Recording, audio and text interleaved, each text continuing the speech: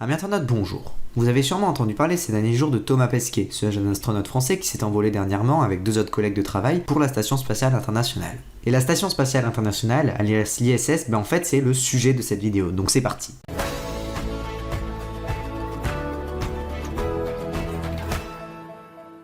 À l'heure où le monde semble se déchirer, le fait qu'un projet comme la Station Spatiale Internationale ait pu voir le jour semble irréel.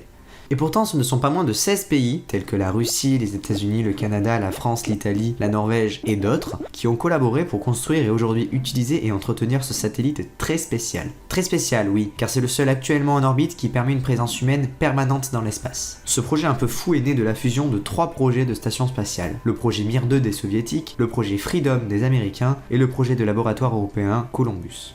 Inspiré par la station spatiale Mir des soviétiques, c'est dès 1985 que la NASA fait part de son envie de créer, en collaboration avec d'autres nations, un projet de ce type. Mais entre blocage budgétaire et fin de guerre froide, la construction de la station ne débute qu'en 1998. En effet, c'est dès le 20 novembre 1998 que la fusée russe Proton envoie en orbite le tout premier module, Zarya, chargé de produire l'électricité à bord. Aujourd'hui, en revanche, Zarya ne sert plus que d'espace de stockage pour les équipements et les pièces de rechange. À peine 2 semaines plus tard, Zarya est rejoint par le module Unity des Américains, servant surtout à permettre l'arrimage d'autres modules. Mais bon, la vocation du projet, c'est quand même de permettre une présence humaine. C'est donc dans cette optique que le 26 juillet 2000 est lancé le module russe Zvezda. Un peu plus de 3 mois plus tard, le 2 novembre 2000, la toute première équipe Expédition 1 arrive à bord. L'américain William Shepard et les russes Sergei Krikalev et Yuri Gitsenko sont donc les premiers occupants de l'ISS. Et durant les mois qui suivent, les équipages se succèdent et l'arrivée de nouveaux modules également, jusqu'au 1er février 2003. Ce jour marque en effet la mort de 7 astronautes lors du tristement célèbre crash de la navette Columbia. Étant un véritable coup dur pour la NASA, celle-ci stoppe la construction de l'ISS pendant plus de 2 ans, laissant pendant ce temps-là la Russie s'occuper de l'entretien et des ravitaillements.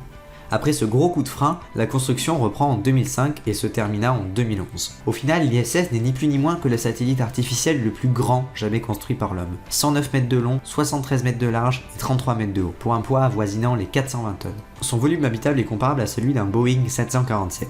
Et c'est aussi l'objet le plus cher jamais réalisé de la main de l'homme. L'ISS a en effet coûté la bagatelle de 150 milliards de dollars. Aujourd'hui, la Station Spatiale Internationale orbite à plus ou moins 400 km au-dessus de nos têtes, à une vitesse de 27 000 km/h. C'est-à-dire qu'à bord, on voit se coucher et se lever le soleil près de 16 fois par jour. Au passage, si ça vous intéresse, sachez qu'il est possible d'observer l'ISS. En effet, plusieurs sites, tels que heavensabove.com, permettent notamment de savoir précisément quand est-ce qu'elle sera visible par chez vous. Mais il existe d'autres sites comme astropléiade.fr permettant de voir diverses informations comme la position, la vitesse et l'altitude en temps réel de la station. Je vous mets donc tous les liens de ces sites dans la description. Certains pourraient être tentés de penser que l'ISS n'est qu'un projet fou, coûteux et ayant pour unique but de satisfaire notre besoin de toujours repousser nos limites. Mais vous imaginez bien qu'après avoir dépensé 150 milliards de dollars pour la construire, ça ne peut pas être cela. Du coup, qu'est-ce qui a bien pu nous motiver à dépenser autant d'argent pour sa construction ? Eh bien en fait, une fois en orbite autour de la Terre, vous êtes en état d'apesanteur. Mais pas seulement vous, tout ce qui se trouve dans la station l'est aussi. Et sur Terre, l'apesanteur c'est quelque chose de très difficile à recréer. Alors oui, on a bien les avions 0G, mais ils ne permettent en état d'apesanteur ne durant pas plus de quelques dizaines de secondes. Autant dire que pour certaines expériences, ce n'est clairement pas assez. Et le but de l'ISS est bien là, réaliser des expériences scientifiques en état d'apesanteur. Mais du coup, de quel genre sont ces expériences ? Dans quel domaine peut-on espérer avoir des retombées ? Eh ben en fait, dans un peu tous les domaines. C'est-à-dire que dans l'ISS, on étudie aussi bien le climat que la physique, la biologie ou la médecine. Et la liste n'est d'ailleurs pas exhaustive. Par exemple, dans le cas de la médecine, Thomas Pesquet, le jeune français qui vient de décoller pour l'ISS, va chercher à étudier la dégénérescence musculaire induite par la vie en apesanteur de longue durée. Et cela pour tenter de trouver un traitement à la tristement célèbre maladie génétique, la myopathie.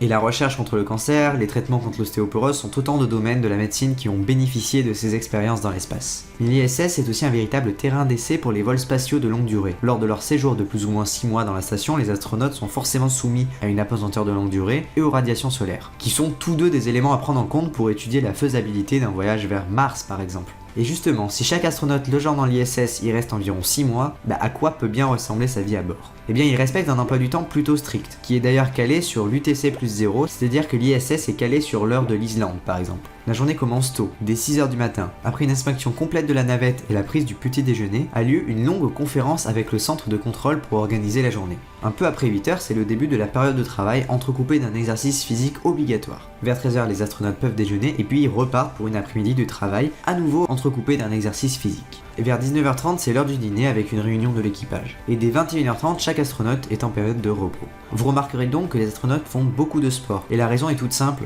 c'est pour limiter la fonte de leurs muscles, ceci étant beaucoup moins sollicité en raison de l'absence de pesanteur. Mais au-delà de cet emploi du temps assez strict, la vie en apesanteur bouscule les petites choses du quotidien, même les plus rudimentaires. Par exemple, comment faire pour se doucher, l'eau étant à bannir pour éviter tout risque de court-circuit. Eh bien, en ne se douchant pas, tout simplement. En fait, pendant leurs 6 mois dans l'espace, les astronautes se lavent uniquement à l'aide de lingettes.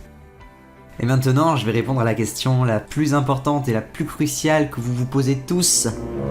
Comment on fait caca dans l'espace? Alors en fait, c'est tout simple, l'astronaute va dans les toilettes, baisse son pantalon et vise avec son cul un aspirateur chargé d'aspirer son caca. D'ailleurs, pour uriner, c'est un peu la même chose. Autre anecdote qui vous coupera toute envie d'aller dans l'ISS, les astronautes boivent leur urine. Ouais, enfin non, pas littéralement. Mais comprenez bien que l'eau dans l'espace c'est assez rare et du coup il faut la recycler. Et ça passe aussi par recycler l'urine de nos chers cosmonautes. Bon, après toutes ces anecdotes fort intéressantes, revenons à un sujet plus sérieux. Quel destin pour l'ISS? Eh bien, son destin reste assez incertain. Les USA ont fait savoir qu'ils continueraient les ravitaillements jusqu'en 2024, mais au-delà ce ne sera plus le cas. La NASA cherche donc activement à passer le flambeau au secteur privé, à des entreprises telles que SpaceX ou Boeing par exemple. Mais avec la récente élection de Donald Trump, dont on ne connaît pas vraiment ses projets vis-à-vis de la NASA, le calendrier ne va peut-être pas rester ainsi. Et ce n'est pas mieux côté russe. En effet, la Russie a quant à elle annoncé, suite à la crise ukrainienne, qu'elle se retirerait dès 2020. Donc entre les désengagements des deux principaux acteurs et les éventuels problèmes techniques auxquels la station va devoir faire face, de plus en plus souvent en raison de son vieillissement, font que son avenir est bien incertain. Connaîtra-t-elle un démantèlement, une avarie, ou la NASA trouvera-t-elle un moyen de la faire prospérer? Pour l'instant, la question reste sans réponse. Voilà, ce sera tout pour l'histoire de l'ISS. J'espère que cette vidéo vous a plu. Je vous invite à regarder ma précédente vidéo sur la ceinture d'astéroïdes. N'hésitez pas à laisser un petit pouce bleu, un commentaire et surtout à vous abonner. A très vite.